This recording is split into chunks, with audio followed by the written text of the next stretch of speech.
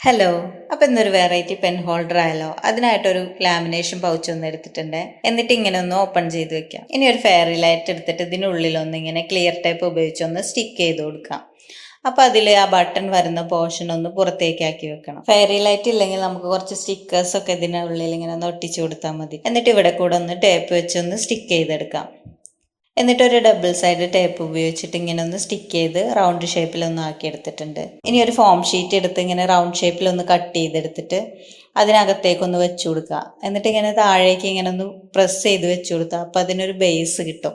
അപ്പോൾ form sheet തന്നെ വേണമെന്നില്ല കേട്ടോ, ഏതെങ്കിലും ഒരു തിക്നെസ് കൂടുതലുള്ള ഒരു മെറ്റീരിയൽ എടുത്താൽ മതി. അപ്പോൾ എങ്ങനെയുണ്ട് ഗേസ് നമ്മുടെ പെൻ ഹോൾഡർ എന്ന് കമൻറ്റ് ചെയ്ത് അറിയിക്കണേ. അപ്പോൾ വീഡിയോ ഇഷ്ടപ്പെട്ടാൽ ലൈക്ക് ചെയ്യാനും സബ്സ്ക്രൈബ് ചെയ്യാനും മറക്കല്ലേ.